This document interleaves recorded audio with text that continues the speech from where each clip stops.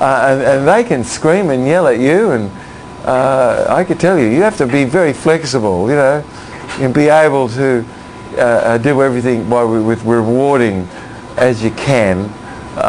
That's a major thing. But we live in a world where people are really eating bananas. That's the yellow peril, you know.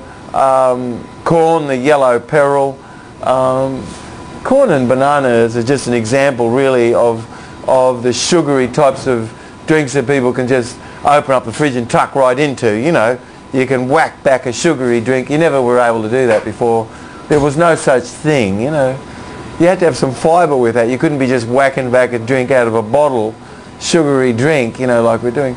But we've really erred from the path, because certainly an enormous number of people on the earth right now don't really have enough serotonin.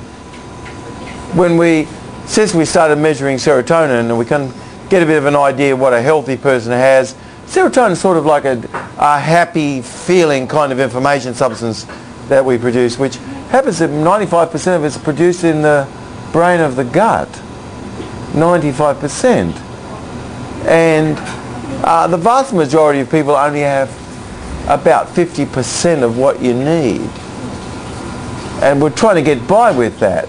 It's not good, because somebody could be drilling in the wall and you can't stand that noise. Your neighbour has got their music turned up and you think that's going to be permanent, you know. You're acting like it's permanent, not like, oh well, maybe in an hour it's going to be turned down, or maybe only for a few songs it's going to be like that. But we can't tolerate things which we would very easily be able to tolerate, you know. And it really is because we're overeating protein, got no B6, we can't really manufacture things after that, and it just happens to be that all the foods and things that we are eating, the moment we domesticated animals and stuff, and we started eating grain and things, our brain and our gut started to become cannibalized. We've got sort of neuroexcitotoxic compounds which completely destroy the brain in a lot of these starchy foods.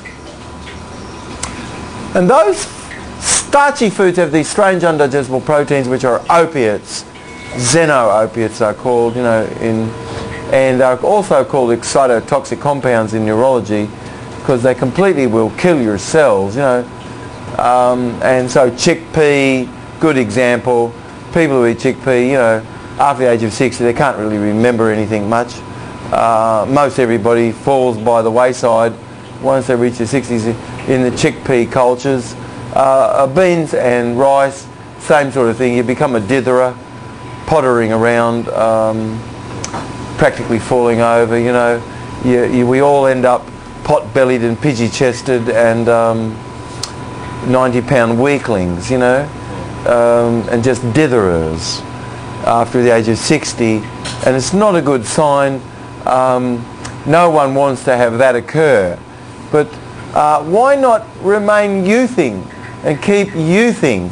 Because at any age, even at 97, you could grow more brain cells. And your brain could really function optimally, honestly. You don't have to have more brain cells for it to function optimally. And certainly on your deathbed, you could be self-realised, and the brain could not be functioning much at all, but you could be self-realised. But certainly whilst you're alive, we should all do everything we can to make sure our temple is really as excellent as it can be, because then our brain functions optimally. Otherwise, you know, puffy hands, puffy feet, all that salt, dead food that's consumed, you know, it's addictive. You know, people are getting their fix, and at the end of the day, after being up on your feet, you look down your ankles and they're all puffy, you know. Little by little, time passes by, and your hands get really puffy and your feet get really puffy and big. Not all of us, but our hands tend to get bigger at least. It might not get puffy, but puffiness is really not a good sign, you know. Not a good sign that fluids are being managed. Water retention. After eating, people feel, really stuffed, like you've got to go sleep under a tree. Can't do anything, you know, after eating. That's not a good sign. mucus, congestion, you know, an enormous amount of phlegm after eating. These things are not a good sign. It's also not a good sign that you can't defecate in the morning like you should, and that everything is emptied out after eating. See, these things are not a good sign. But the other things that's actually going on that's really affecting brain function, because when you've got a good brain, you know, there is no steaming bog down below. But if you've got a steaming bog down below, then the fog really is going to be quite setting upstairs, you know, and that's not a good sign. People will say, please see that person in the morning, don't go and see them in the afternoon because of hypoglycemia. You know, they're better to be seen in the morning. But we're living in a society which is top heavy with people who end up sort of really puffy hands, puffy feet, and people who are educated, you know, apparently they are the doctors, supposed to be.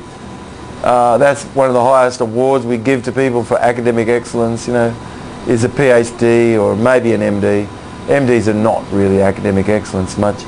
It's sort of really a degree for learning how to do something basically, but not thinking really, you know. You're not a free thinker if you have one of those generally, you know, because you get fingerprinted and licensed, and then you can only do certain things.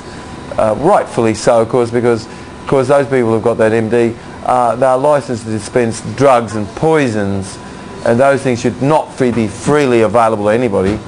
And you should really be licensed, honest to God, to bloody dispense those things. And please flee the scene if people are dispensing those things, because it's not a good sign, you know, all these synthetic chemicals and stuff and drugs, and the people behind them, they're ignoramuses mostly, and completely unqualified, you know, and they've really got to the Peter principle where they've been promoted to their absolute incompetence.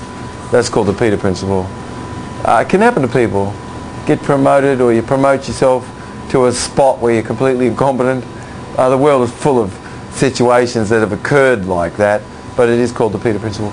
But anyway, when we're not able really to see necessarily, because of, you know, milk protein and things affected our eyes, we can have not picked up visual cues like, you know, mum smiling.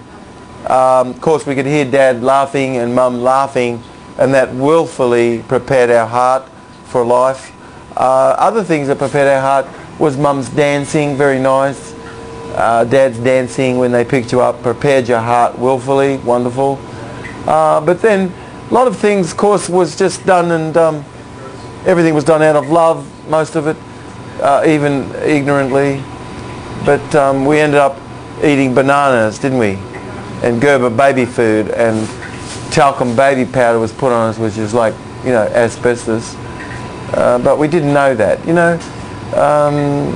And then we put Vaseline, you know, petroleum jelly on your butt and on your skin, you know. Didn't know that that was extremely estrogenic, you know. Put plastic toys, you know. I remember when plastic was first came out, you know, after the Second World War. It was amazing. Toys that came from Japan smelt, oh God, it was just unbelievable, you know. And you wanted to have that fresh, new plastic smell, and when it came, you just had to smell it all the time, you know. But it was extremely addictive, but nobody told you that, you know. But all of these things we had no knowledge of, because 10,000 chemicals are produced every year or something, and most of them are very, very toxic and can't be broken down. So the world is full of derelicts and people acting quite crazy, and it is amazing that in societies where they did not eat any wheat, you have no signs of mental